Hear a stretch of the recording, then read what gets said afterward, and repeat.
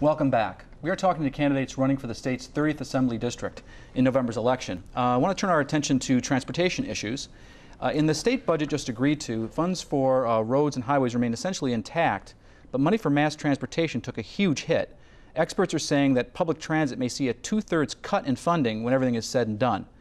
Is this appropriate? What should the state's priority be regarding transportation? More money for roads and highways, or should we be promoting mass transit? Ms. Flores.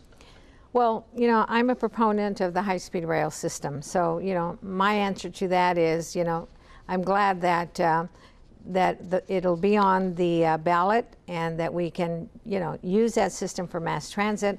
Also, in that bond, there's about $95 million that will go to feeder systems. So we'll have options, and mass transit is important to this state. We have to find a way to fund it because for air quality issues and because people can't afford to drive their cars anymore.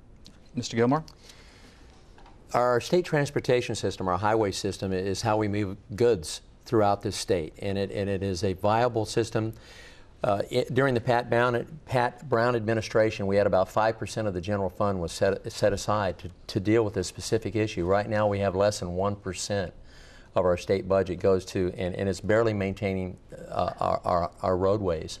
We need to dedicate a part of our general fund to build our infrastructure because we, quite frankly, this is how we move our goods, and it allows us to be competitive to transport our goods in the state and out of the state. Thank you very much. Mr. Hurley. If the high-speed rail is built, and we know Mrs. Flores favors that, what are your concerns about the threat of urbanization in the valley? That this will draw more people in the valley, hasten the population growth here, and impact agriculture. What would you do to prevent that? Mr. Gilmore?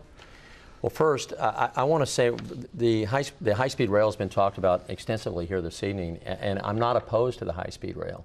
But we've also talked about the economy of the state right now, and it would not be a top priority of mine now. We talked earlier about water storage, and I think in our difficult times in the state right now, we are going to have to prioritize how we're spending our money and what issues are we going to press forward. And this water issue we have to fix, quite simply.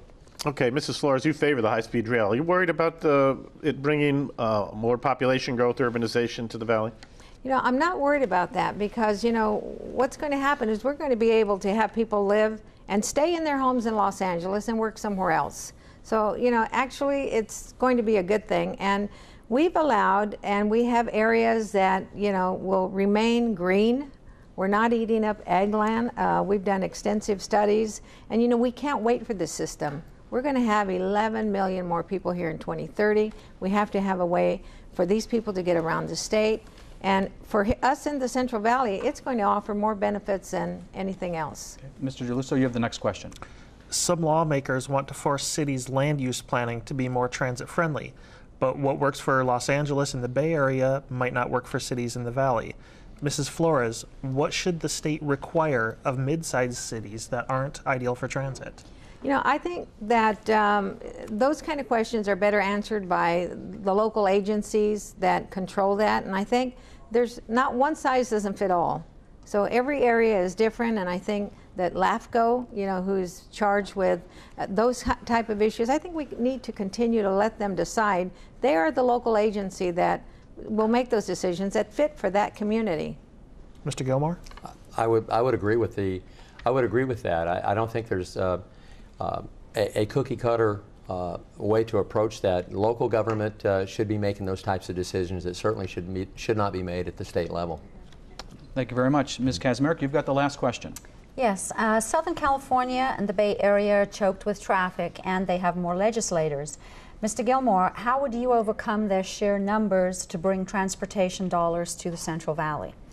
I believe that the legislative body in the San Joaquin Valley has to stand united. We have to work together across the aisle through this entire valley, not only for this issue, but for all issues for us, for our education dollars, for our children, and to work together with our County Board of Supervisors, our City Council members, our congressional representatives as well as our entire Valley body of legislators work together, be a solid voice, and stand united for the San Joaquin Valley. We are the redheaded stepchild, if you will, of the state. Well, we're cut short continually, and we need to stand together. Thank you. Ms. Flores?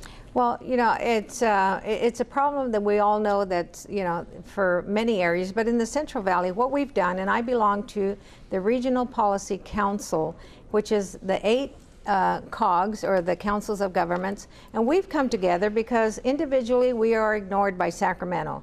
So we decided we were going to come together as a group, go to Sacramento with one voice.